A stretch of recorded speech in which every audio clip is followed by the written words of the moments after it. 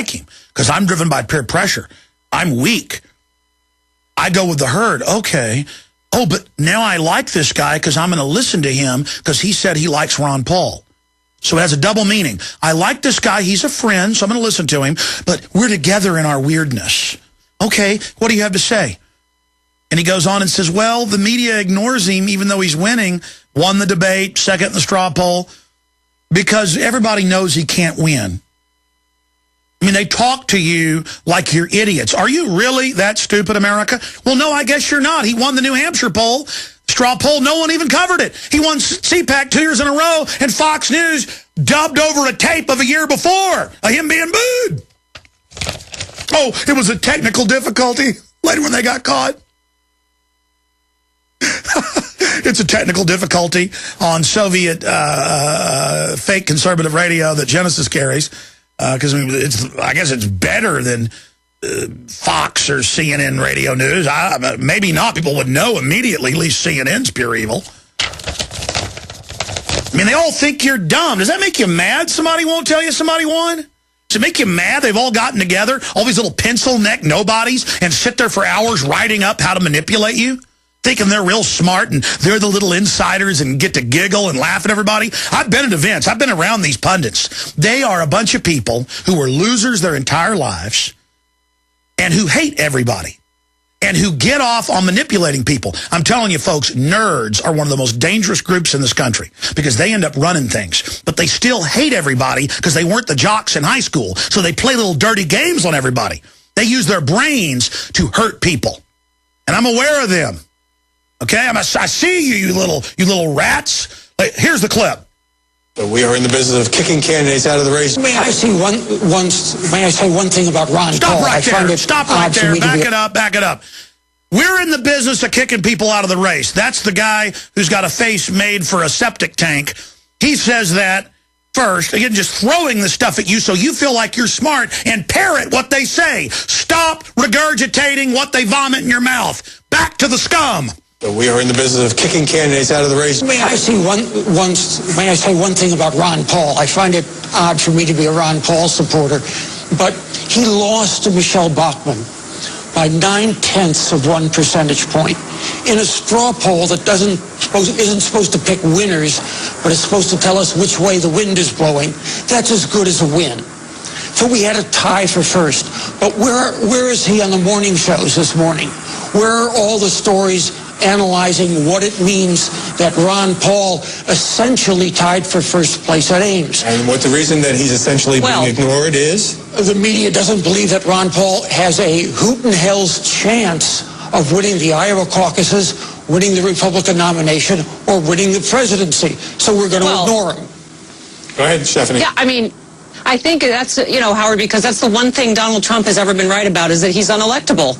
I mean, I think, my favorite part of the debate Thursday night is that, Rick Santorum broke the golden rule of Republican debates, and that's pretending Ron Paul is invisible, So, I mean, I think you're right. There's more media attention than there is, this is going to have to do with the actual results. Well, just to remind people of the numbers here, this great victory won by Michelle Bachmann, and I'm not taking anything away from her. She got in late, and she's got a lot of momentum. Scumbags. Stay. We're on the march. The empire's on the run. Alex Jones and the GCN Radio Network. Alex Jones here with vital information concerning our nation's fragile food supply. Folks, there are some truly dangerous trends forming, and I think it's important for my listeners to do 3 things right away. Number 1, study the past. History really does repeat itself. Number 2, learn to spot the dangerous food shortage trends. Number 3, take decisive action. A perfect storm is brewing, or a global food crisis. That's why I'm telling everyone to read the new book, Rising Prices, Empty Shelves. Warning signs that trigger the deadliest famines in history. Don't get caught unprepared when the crisis hits. This book is only available at risingpricesemptyshelves.com. You'll also get a free copy of Supermarket Survival, How to Cut Your Grocery Bills in Half. Again, that website is risingpricesemptyshelves.com. That's risingpricesemptyshelves.com.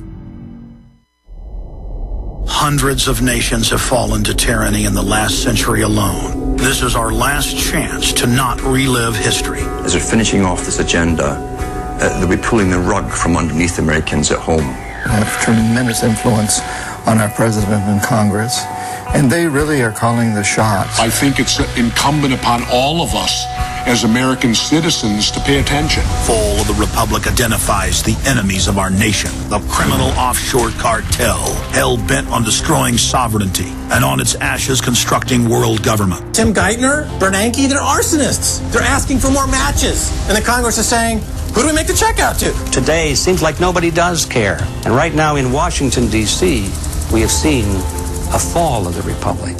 Get your copy of Fall of the Republic on DVD at Infowars.com or watch it online right now in super high quality at PrisonPlanet.tv.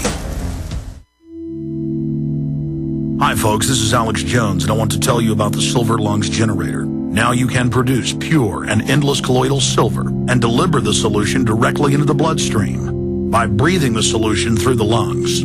The respiratory system is the first line of defense for airborne pathogens and viruses. The Silver Lungs Generator infuses the respiratory system with your self-produced nano-silver solutions and also delivers the silver nanoparticles instantly into the bloodstream. With continued legislation threatening the sale of nano-silver products, you can now produce pure and endless colloidal silver with the Silver Lungs Generator. Very easy to follow step-by-step instructions are provided, making production fast and simple.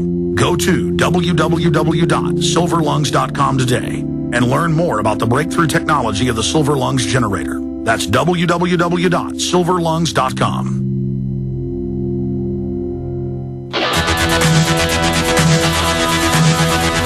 Live from Austin, Texas, broadcasting worldwide, it's Alex Jones. So you've got the political prostitute host of the show. You got the Politico guy who doesn't sound that bad on the surface. Then they cut to the other pundits, Republican, Democrat, alternative, conservative, radio news, Donald Trump. They're all telling you Ron Paul can't win, Ron Paul can't win, because he's the only candidate who is talking about real issues that would get rid of the Federal Reserve, restore the Republic, get our troops home. The globalists aren't failing. Their program to take America over is going quite nicely. And here is this dark horse, this guy of old, this constitutionalist, who is challenging their tyranny right at this key juncture in time. God, the universe, whatever you want to call it, has given us Ron Paul. And they've got the COINTELPRO at the grassroots attacking him, telling lies about him. I mean, they could say he's the Loch Ness Monster. No proof. They say it. It must be true. They've got the entire spectrum attacking him. Oh, and guess what? Donald Trump announced last week, looks like he's going to go ahead and run for president again. Of course, what did our sources say months ago? He got in to discredit the birth certificate, and then he would come back in if it looked like Republicans might beat Obama.